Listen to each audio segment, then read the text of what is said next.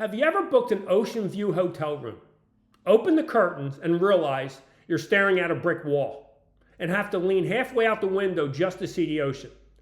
Now, technically, the hotel didn't lie to you. They didn't say ocean front. They said ocean view. Now, that's the power of sales trickery. I'm Carl. I'm the author of Sales and Tricks Exposed. When I started traveling in my 20s, I thought I booked a room with a beautiful ocean view.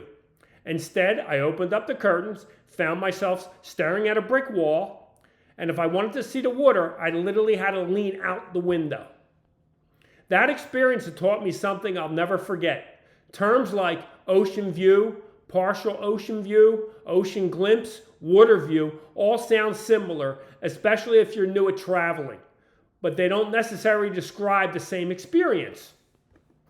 The difference between those words can be the difference between waking up to the ocean outside your window or having a room where you can only see a small portion of the water by looking out at just the right angle. This episode isn't about hotel rooms.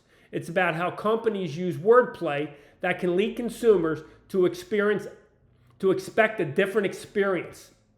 Now let's look at airlines. The airline industry provides another good example of how wordplay influences expectations. Names like basic economy, standard economy, premium economy, economy plus, preferred seating, and preferred boarding can make an ordinary seat sound like a first-class experience.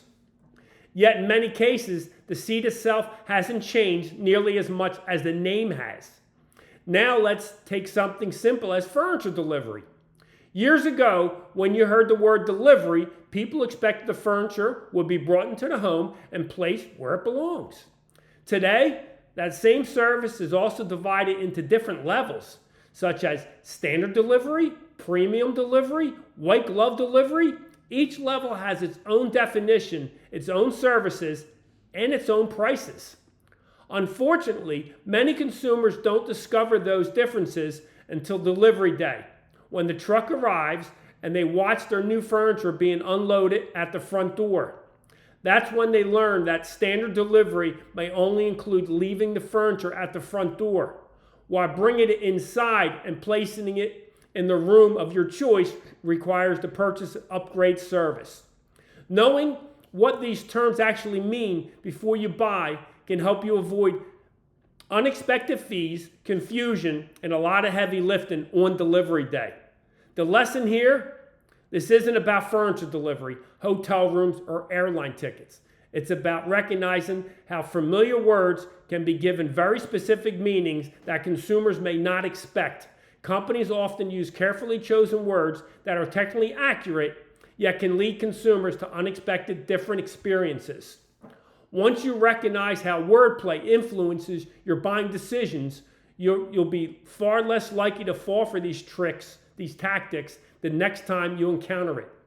Today's buying process often happens online, where you may never speak to another human being. Instead of answering your questions over the phone, companies answer them in advance with carefully chosen words, polished photos, marketing designs create a certain impression. You're shown beautiful hotel rooms facing the water. Airline ads show smiling passengers relaxing in spacious seats. Furniture ads show perfectly staged living rooms with people already enjoying their new sectional. These images help sell the experience, but that don't always represent exactly what you're purchasing. The fewer opportunities you have to ask questions, the more important it is become to slow down and read what's actually being offered. That's why the lesson isn't simply to ask more questions. Sometimes there isn't anyone to ask. The lesson is to recognize the sales language being used to influence your experience. Words like premium, preferred, priority, exclusive, luxury, ocean view, and white glove don't tell the whole story. They're marketing gimmicks. Before you assume what you're getting, find out exactly what words mean. The reason I'm bringing awareness to these sales tricks is simple. Even with the unlimited information at our fingertips about scams, fraud, deceptive sales practices, you think consumers will be safer than ever, but they're not. In fact, consumers are still using billions of dollars a year to scams, fraud, and high-pressure sales tactics. I want you to stay skeptical, read the fine print, know exactly what you're paying for, and remember, when in doubt, walk away. Now, if you encounter sales wordplay dealt with pushy salesperson, avoid a scam, or learn a lesson the hard way, because I know I have, share your story in the comments. Your experience could help someone else avoid making the same mistake. I'll see you on the next episode.